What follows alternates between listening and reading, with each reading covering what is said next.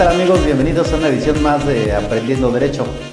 Y hoy, como siempre, tenemos un tema sumamente interesante que ha llamado mucho la atención y que ustedes nos han hecho favor de estar solicitando que abordemos estos temas de gran trascendencia. Y como siempre, agradecemos el patrocinio de la Universidad de Ciencias Jurídicas y que también acudimos al llamado de la institución para que los maestros de esta institución nos puedan acompañar y compartir con todos nosotros su conocimiento.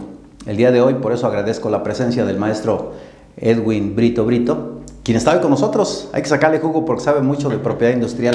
¿Cómo está, maestro? ¿Cómo estamos, doctor? Un gusto. Gracias por la invitación para ocupar este espacio.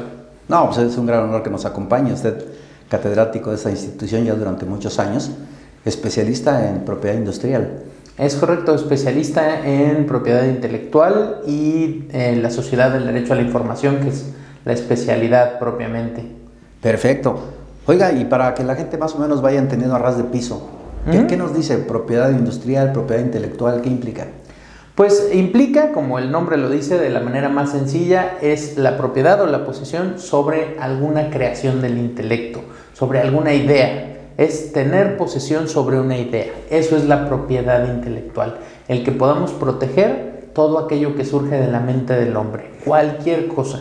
Los inventos, generalmente, Sí. Las obras literarias, las canciones, las marcas, las esculturas, la pintura. Algo que tenemos que ver con la propiedad intelectual es que implica un todo. O sea, todo lo que nosotros vemos a nuestro alrededor, desde la ropa que usamos, los aditamentos tecnológicos que nos permiten hacer grabaciones como estas, la transmisión de las mismas, todo tiene que surgir de una idea.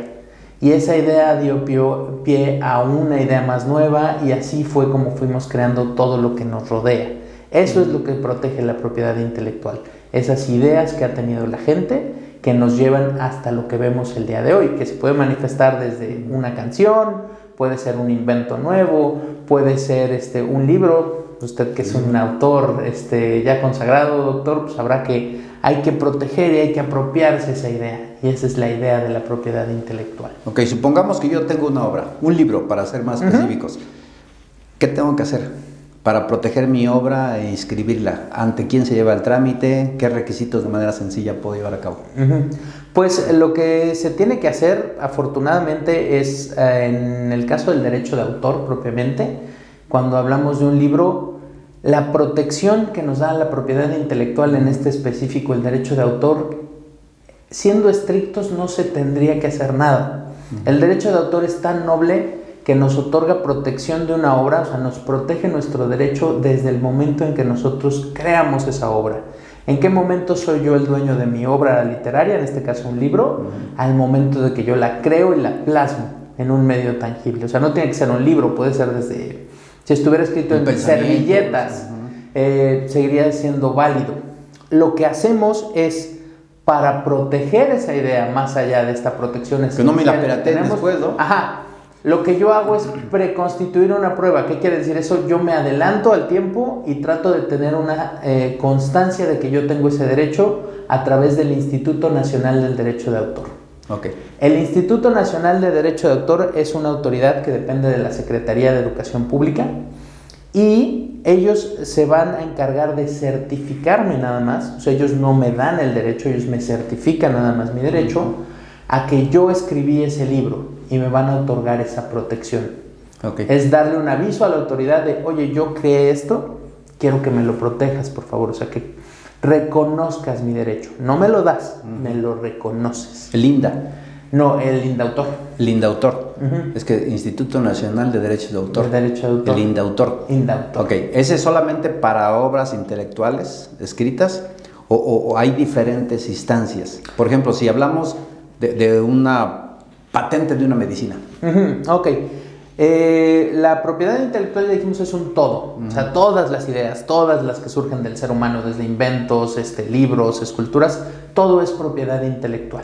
Okay. Pero la propiedad intelectual se divide en dos grandes ramas. Por un lado tenemos al derecho de autor y por el otro lado tenemos a la propiedad industrial. ¿Okay? La diferencia esencial que hay en estas dos ramas es que del lado del derecho de autor es una rama mucho más noble, en el sentido de que las obras de derecho de autor no necesitarán nunca estar dentro del comercio para cumplir con su esencia. ¿A qué me refiero? Si yo escribo un libro, si yo escribo una canción, un poema, yo no necesito venderlo para que éste exista y cumpla con su esencia. ¿Cuál es la esencia de una canción? Cantarla, escucharla. No es la esencia venderla. Entonces, ya vendrá como consecuencia la venta. Tiene ese apartado, pero no todas las canciones se venden. Claro. No todas las canciones están dentro de un mercado. No todos los poemas están dentro de un mercado, ni todos los poemas se escribieron para venderse. Claro. Yo puedo escribirle un poema a mi novia o en un sentimiento más puro a mi madre, y este no va a estar dentro del comercio, pero va a cumplir con su esencia. ¿Okay? No deja de ser un poema por el hecho de que no esté en el comercio.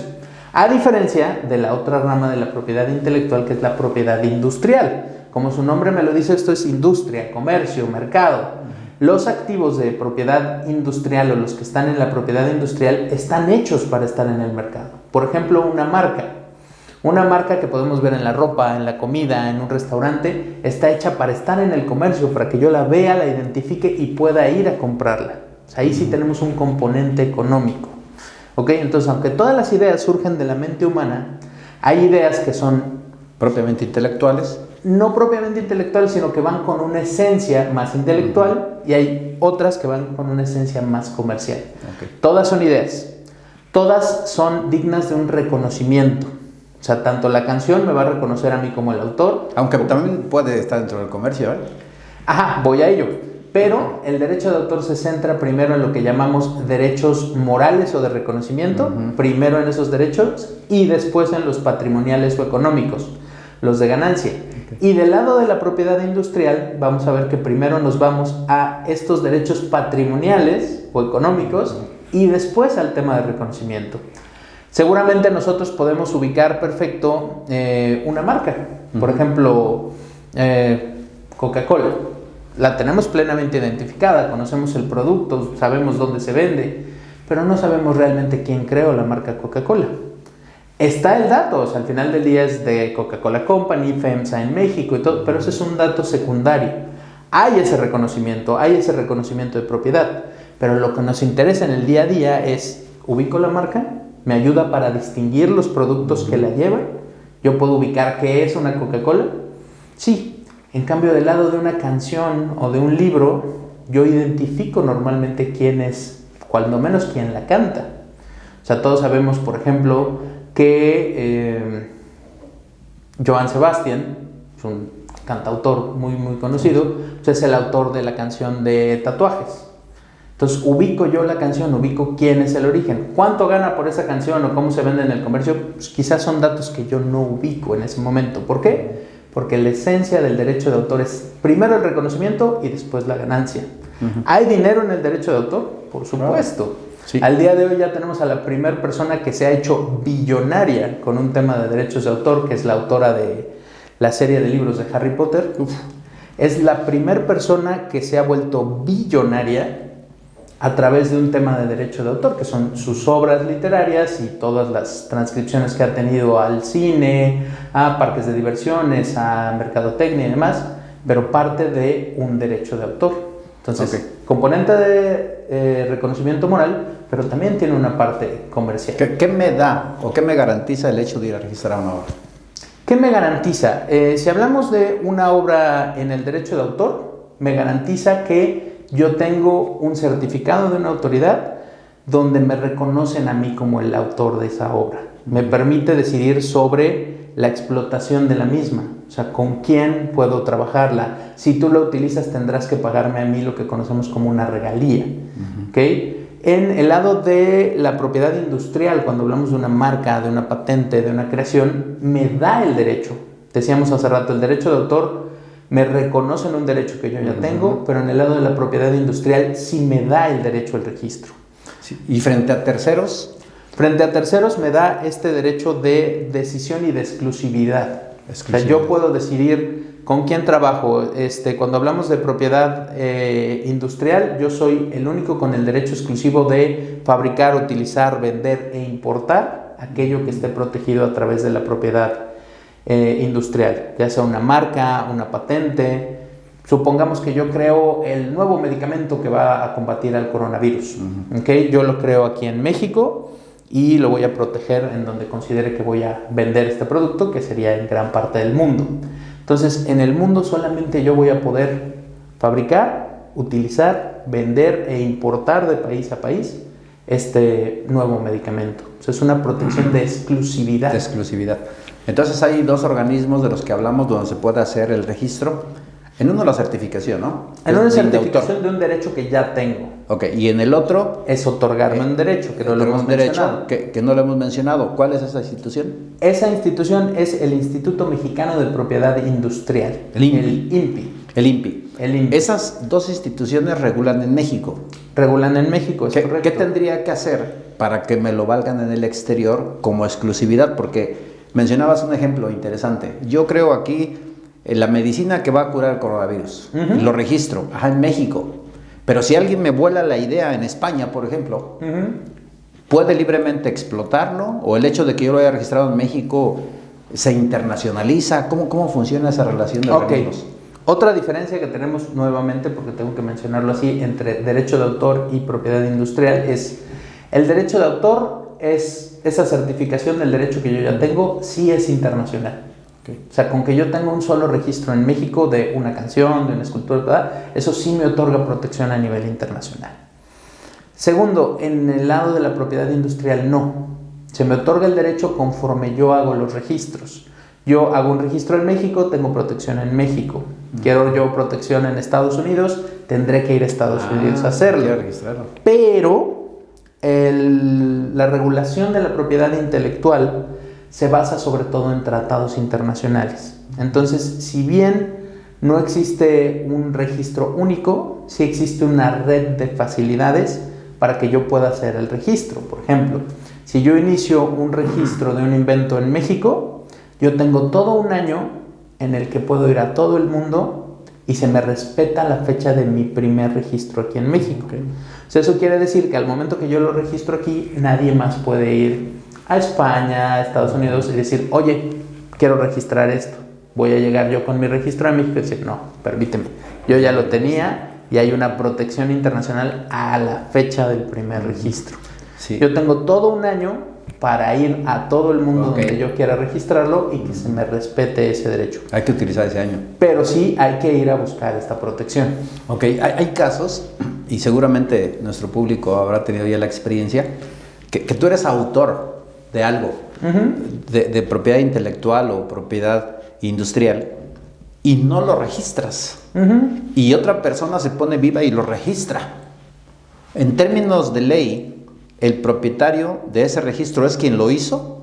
¿O hay forma de debatir si tú tienes un antecedente de no registro, pero que conste que tú eres el autor de esa obra? Ok, tendríamos nuevamente que separarlo a propiedad industrial y derecho de autor. En derecho de autor, yo voy a tener que probar que yo tenía esa obra antes. Como dijimos, el registro en derecho de autor es una certificación. Entonces tú vas a combatir que la certificación que pudieron haberle dado a otra persona es ilegal en el sentido de yo lo tenía antes. Claro. Ok, ahí lo voy a probar. En el caso de la propiedad industrial, entonces ahí sí es quien registra tiene el derecho. Híjole. Hay muchas marcas que se han perdido por esa cuestión. Un ejemplo que yo muchas veces les doy aquí a mis alumnos, me parece que los tamales Roxy, que todos conocemos aquí en Cuernavaca, en varias partes aquí del estado de Morelos, famosos los tamales Roxy, finalmente no hacen su registro y cuando tratan de registrarlo ya hay un registro al respecto. Entonces ellos tienen que cambiar su nombre a Deli Rocks porque no pueden registrar tamales Roxy. Oye, en materia de propiedad intelectual hay muchos casos de artistas, ¿no? Que han logrado fama, pero que no registraron las canciones a su nombre o el nombre del grupo musical. Y creo que un antecedente muy interesante que le dio vuelta en las noticias, en redes, televisión, radio, fue el caso de Bronco, un grupo muy famoso que al parecer los que lo engrandecieron eran los integrantes del grupo, pero el manager lo registró a su nombre. Y entonces, por más que negaron, creo que fue un pleito de 20 años, algo así, que se dio entre ellos. Hay que ver el origen ahí, o sea, ¿quién crea finalmente el grupo Bronco? ¿Los integrantes o la persona que conglomeró a los integrantes. O sea, yo busqué al grupo con la idea de hacerlo. Entonces, la idea de hacer el grupo Bronco fue mía. ¿Quiénes lo hacen famoso? Sí, los integrantes, los músicos y demás. Hay otro caso similar en el tema de la banda El Recodo. O sea, de la banda El Recodo de tal o de tal. ¿Quién fue el que efectivamente tenía el inicio del nombre? Hay otro caso muy interesante ahí en el tema de la Chilindrina, en estos famosos personajes de Chespirito, del Chavo del Ocho, en el Chavo del Ocho, de quién crea al final el personaje, quién lo registra. Tenemos que ver en cada caso el momento, o sea, quién fue la persona que efectivamente partió de la idea y quién la desarrolla, y todos esos pormenores se ven caso por caso. En el caso de Bronco me parece que finalmente llegaron a un acuerdo con el manager. En el caso de la Chilindrina, finalmente la actriz gana el caso contra Chespirito diciendo que ella había desarrollado el personaje. Teníamos que ver ahí la particularidad ya de cada caso. Bemoles de cada uno. Yo he criado esta taza blanca que trae aquí un escudo. ¿Qué trámite debo seguir para registrarlo y se lleve el titular? Va a depender de qué quiero yo proteger en esto. Si yo lo que voy a hacer va a ser vender tazas, entonces lo que yo voy a querer registrar va a ser mi marca. Que mi taza se distinga de las otras tazas que hay en el mercado. Esa es la labor de la marca, que yo pueda distinguir que esta taza es diferente a las otras tazas. Entonces ahí voy por un registro de marca. Si yo lo que inventé fue la taza, entonces lo que yo quiero es un registro de invención, que puede ser un modelo de utilidad o una patente. Ahí voy a proteger el producto como tal. Yo acabo de crear la taza. ¿Para qué sirve la taza? Sirve para sostener cosas calientes y que yo no me queme. Esa es la función que tiene mi invento. Entonces va a depender de qué quiero yo, qué voy a proteger. Mi marca es para distinguir productos o servicios. Mi patente es para proteger mi idea y que nadie me copie esa idea, que nadie más pueda hacer tazas más ¿Hay que mucha yo. diferencia en la tramitología entre uno y otro? Sí, porque tengo que probar cosas distintas. Cuando yo voy a registrar un nuevo invento, tengo que probar ciertas características del mismo para empezar que sea nuevo. O sea, que no exista ya este invento en lo que llamamos... estoy fusilando a otro. Exactamente. Eso lo denominamos el estado de la técnica. ¿Qué es el estado de la técnica? Es el conjunto de conocimiento de la humanidad. ¿A qué me refiero? Pues todos sabemos que existen las tazas. Eso es el estado de la técnica. Esto ya existe. Si yo invento algo que no exista, no tiene que estar en el conocimiento humano. Yo no me lo puedo fusilar exactamente. El trámite es un trámite que se hace ante el INPI, Instituto Mexicano de Propiedad Industrial. La central está en la Ciudad de México, me imagino. Está en la Ciudad de México, pero hay delegaciones, ¿verdad? No. El INPI depende de la Secretaría de Economía. Entonces, por ejemplo, en un lugar como Morelos, que si bien estamos cerca de la Ciudad de México, no tenemos aquí una delegación del INPI, podemos ir a la delegación de la Secretaría de Economía y ahí pueden darnos informes sobre la Secretaría de Economía la delegación tiene una dependencia que hace los trámites propios que Ciberfarmos a México en el INPI. Como aquí ventanilla mismo, de como acceso, ventanilla. por lo menos. Qué bueno saber. Sí, entonces, por ejemplo, para todos los que nos ven aquí en el estado de Morelos, si quieren información sobre algún trámite en particular, además de acercarse aquí a la universidad y con nosotros, pueden acercarse a la delegación de la Secretaría de Economía Federal y ahí también pueden obtener información sobre ¿Son sencillos los trámites?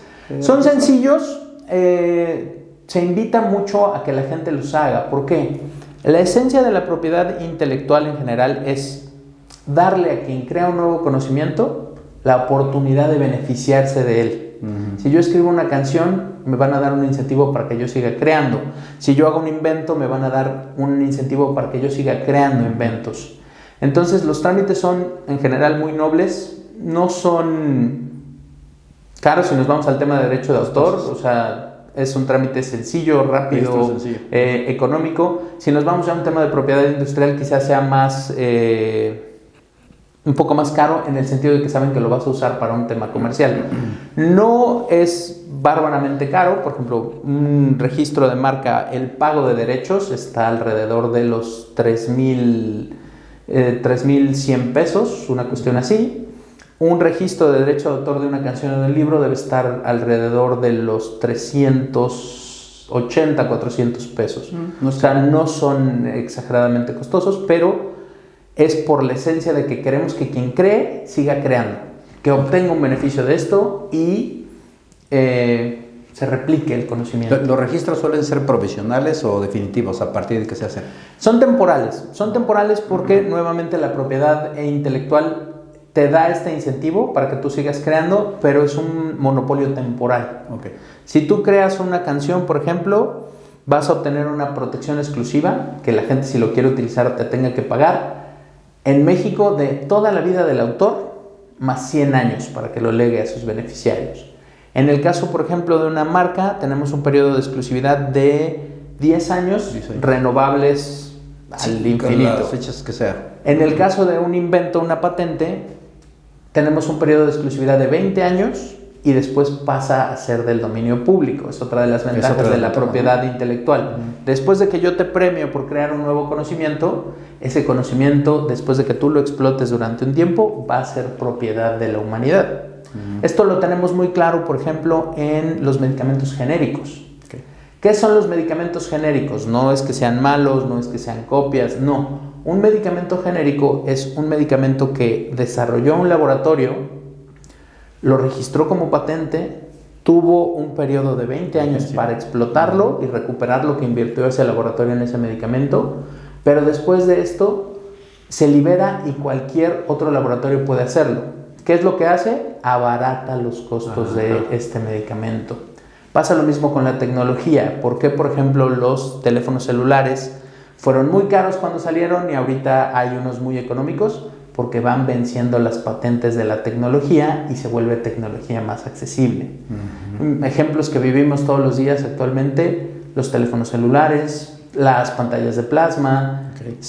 Son avances tecnológicos que van perdiendo vigencia sus patentes y se hacen más accesibles para que todos tengamos oportunidad de acceder a ellos. Sí, un trámite de esa naturaleza más o menos ¿cuánto tiempo te lleva? En el caso del derecho de autor, hay un mecanismo express que tienen de autor, que si va el autor personalmente a registrarlo, le otorgan un registro en 6 horas. ¡Wow! 6 horas nada. El derecho de autor es muy, muy amable. En el caso de las patentes y de las marcas, es un proceso más tardado porque hay que verificar que no entren en conflicto con otro derecho. Lo que decíamos de yo inventé la taza, no se la estoy volando a nadie más. Hay investigación al respecto y son trámites que toman entre 6 meses a 1 año. Okay. Pero la protección, al momento que me lo otorgan, es desde el momento en que yo presento la solicitud. En caso de controversia con otra persona, que se da en la práctica, no, pues el autor soy yo, pero él lo registró, yo diseñé esto. ¿Qué institución dirime esas controversias? En primera instancia son los mismos institutos. Okay. Tanto Indautor como el INPI tienen mecanismos de resolución de conflicto en temas de acuerdo, en temas de mediación y arbitraje. Y si no se resuelve ahí, tendríamos que ir al derecho civil o administrativo, dependiendo cómo se dé la controversia. Ok, en el INPI hay un procedimiento a través del cual yo pudiera notificar a un tercero que no puede utilizar mi marca registrada, por ejemplo, en el supuesto que yo esté visualizando que está empezando a utilizarla y está empezando a querer sacar provecho, porque muchas de las veces dices tú, pues ni vale la pena ir a un juicio, lo que quiero es que se lo notifique. ¿Le alcanza al INPI para llevar a cabo ese tipo de procedimientos? De hecho, generalmente los primeros acercamientos se hacen de manera privada. Okay. Si yo me doy cuenta que alguien está utilizando mi marca registrada sin mi permiso, lo primero es avisarle, oye, pues te comunico, que estás utilizando esto de lo cual yo tengo una certificación y te pido que desistas. En caso de no hacerlo, ya voy yo ante el INPI y ya se le llama un procedimiento ahí para tratar de dirimir, y si no, ya llegaremos a los juicios. ¿Hay cultura de la inscripción de obras intelectuales y materiales? Desgraciadamente no. ¿No la hay? Desgraciadamente nos ha faltado este componente, y más que en las obras de derecho de autor, porque existe de alguna manera una protección, aunque no vayamos a hacer el registro, en el lado de la propiedad industrial. Sabemos muchas empresas que empiezan a emprender y no consideran que sea importante proteger esto que están creando. Pues el mejor momento para crear algo, para proteger algo que se está creando, es desde el inicio.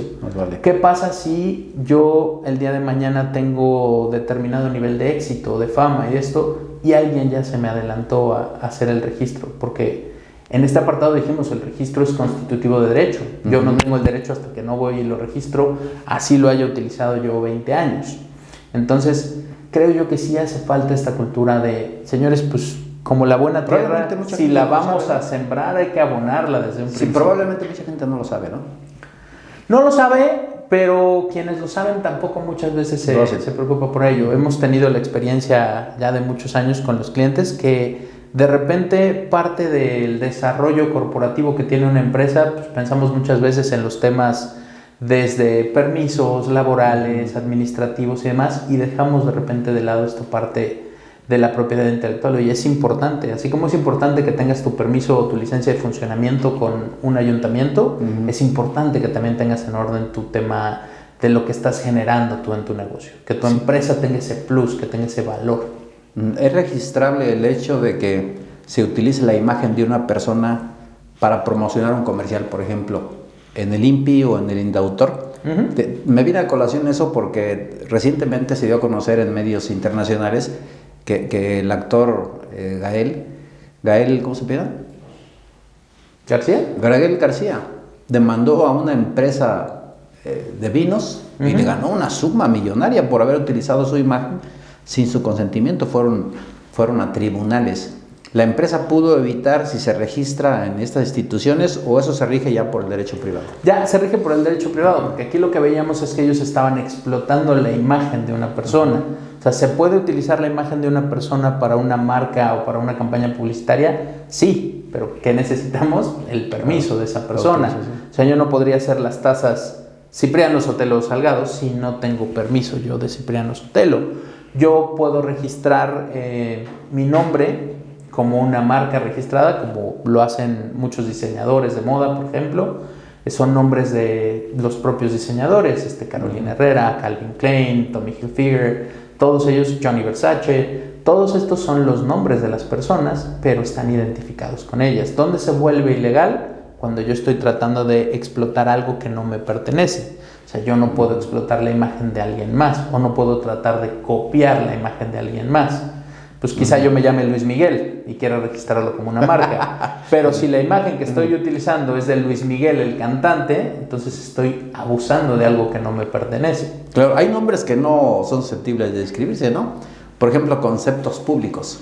Exactamente, por ejemplo, los nombres de los estados, la bandera, el himno nacional, el escudo nacional, tienen su propia ley de reglamentación de ellos y no son susceptibles de apropiación.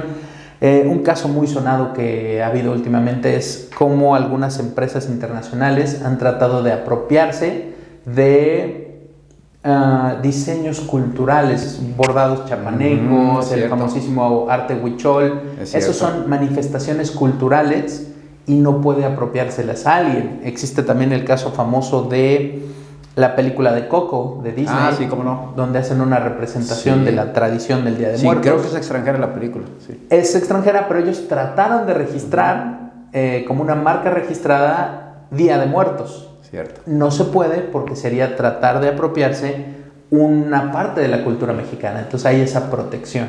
Hay temas difíciles, ¿no?, de poder registrarse. La cultura es complicadísima. ¿De dónde surge una cultura? Hablábamos fuera del aire de la película de Coco. Habla de una tradición de Día de Muertos. ¿Quién es el dueño de esa cultura?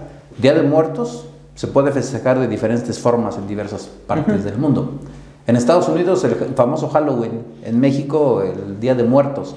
Pero el Día de Muertos como concepto es susceptible de registro. Qué complicado, ¿no? No es susceptible de registro. Hay que entender que hay una protección de manifestaciones culturales. Una manifestación cultural, como por ejemplo el Día de Muertos, no es propiedad de una persona. No es propiedad de alguna forma del Estado mexicano, pero un mexicano que esté en el extranjero y todo, pues libremente puede hacer una manifestación de su cultura.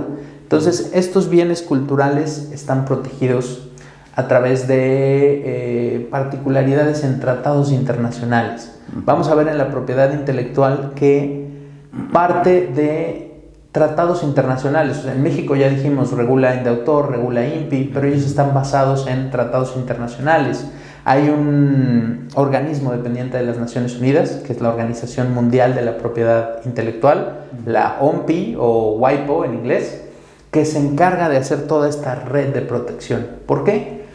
Decíamos al principio, si la propiedad intelectual es toda creación del intelecto humano, pues obviamente las creaciones del intelecto no conocen fronteras. Claro. O sea, ni fronteras en la imaginación, ni fronteras físicas que les pongamos en el mundo. Entonces, pues hace falta que creemos o que se crean en algún momento tratados internacionales para superar esta disposición de barreras físicas que tenemos, ¿no? O sea, hubo una española que quería registrar el sol, ¿no? O el calor que produce el sol. Obviamente, ese tipo de eventos tienen una complejidad porque no son susceptibles. No son susceptibles y por complejo que pudiera parecer, creo que lo podemos vislumbrar a través de un análisis sencillo.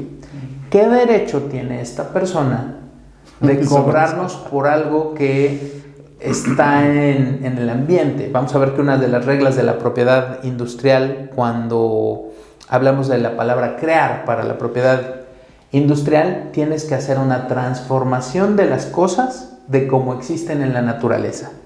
Si estamos hablando de algo que existe en la naturaleza como tal, no puede ser registrable. Por ejemplo, en este tema del sol, yo no podría registrar el fuego. ¿Por qué? Porque el fuego es algo que existe como tal en la naturaleza. ¿Qué sí puedo registrar? Un cerillo, un encendedor, una estufa.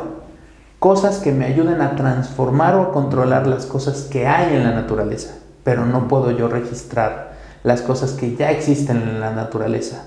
Un tema también controversial es patentes sobre temas que van en el cuerpo. El cuerpo humano, sus partes, sus componentes no son susceptibles de obtener un registro, pero hay cosas que intervienen con el cuerpo que sí pueden ser susceptibles de un registro. Por ejemplo, una sutura que después de que tú le coses una herida a alguien se desvanece o se autoabsorbe el cuerpo. ¿Eso es registrable? Sí. ¿Eso existe como tal en la naturaleza? No. Alguien tuvo que decir, oye, pues si yo coso con seda, la seda se autoabsorbe en el cuerpo. Es un producto. Es un producto, claro. Es una transformación de algo que existe en la naturaleza. Si yo invento un riñón o un corazón artificial, o sea, una máquina que haga las funciones de las famosas prótesis de cadera, placas, tornillos, todo aquello que actúa con el cuerpo humano, ¿son registrables? Sí. ¿Por qué? Porque no existen como tal en la naturaleza. Entonces, el elemento que tenemos que ver es ¿qué derecho tengo yo a cobrar por esto? ¿Y de dónde surge? O sea, es efectivamente una transformación. Esto existía antes de que yo propusiera mi invento.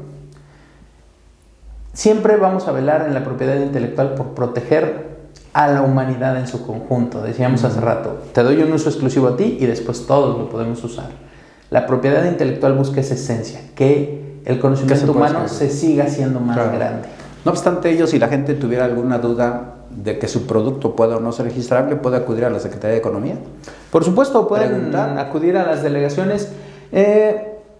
Normalmente ellos no se encargan de realizar este tipo de búsquedas. Si yo tengo una duda sobre mi producto es registrable o no, sí pueden orientarse con la Secretaría de Economía, pero sí recomendaría buscar la ayuda de algún experto. Las búsquedas son sencillas de hacer, no tienen costos elevados, pero la primera búsqueda ya en esta época de modernidad que podemos hacer es meternos en un buscador común y corriente de internet, y ahí podemos darnos el primer indicio de si lo que estoy pensando yo existe o no. O sea, ya tenemos esta facilidad de poner taza.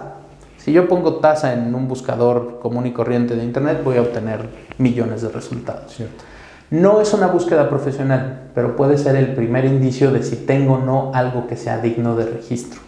Ya primer indicio. Te da un montón de información. Es correcto. Y acercarse, sí, a la Secretaría de Economía, pero con algún especialista para poder hacer ya búsquedas más particulares. La recomendación es que si algo creemos que es susceptible de registrarse, se haga. Claro, o sea, si lo pienso explotar, hay una figura que se llama también dentro de la propiedad industrial que se llama secreto industrial.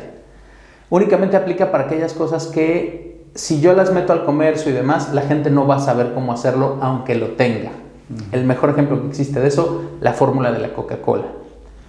Mítica fórmula de la Coca-Cola no está registrada. ¿Por qué no está registrada? Porque no hay forma en que el público sepa cómo se hace aún teniendo el producto. Es la única manera en la que yo vería que un registro no fuera necesario o cuando menos valiera la pena intentarlo. O sea, que efectivamente, teniendo la cosa en las manos, no sepas cómo se hizo, es la única manera donde yo consideraría que un registro no es necesario o viable. Está interesante ese tema, ¿eh? Así se evita obviamente piratería y bueno, ese producto que vale millonadas, ¿eh?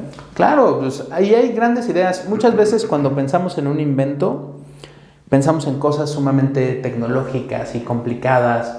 Y no necesariamente es así, hay grandes inventos que son las cosas más sencillas. O sea, pensemos que algo tan sencillo como un clip en algún momento tuvo la protección de una patente. Estos famosos post-its, estos papelitos que pegamos en todos lados, tuvo la protección de una patente. ¿Qué buscamos en inventar?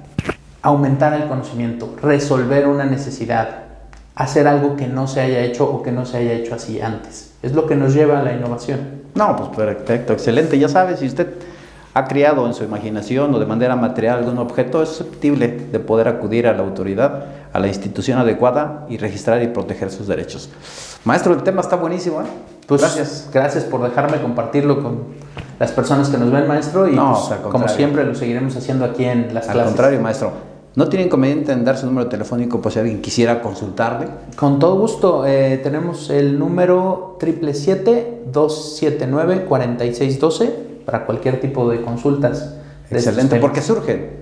Hay ocasiones que en el programa nos tocan los temas completos de su interés, pero tiene alguna duda, poder hablarle al maestro Edwin Brito. Con mucho gusto. Gracias, mi querido maestro. Pues doctor, muchísimas gracias. Un honor tenerlo aquí, ¿eh? Gracias por la invitación. Y gracias a usted, gracias, porque siempre que usted nos abre la puerta de su hogar, de su oficina, a través de la pantalla, computadora, teléfono, iPad, podemos estar tocando ese tipo de temas. Muchísimas gracias, hasta la próxima.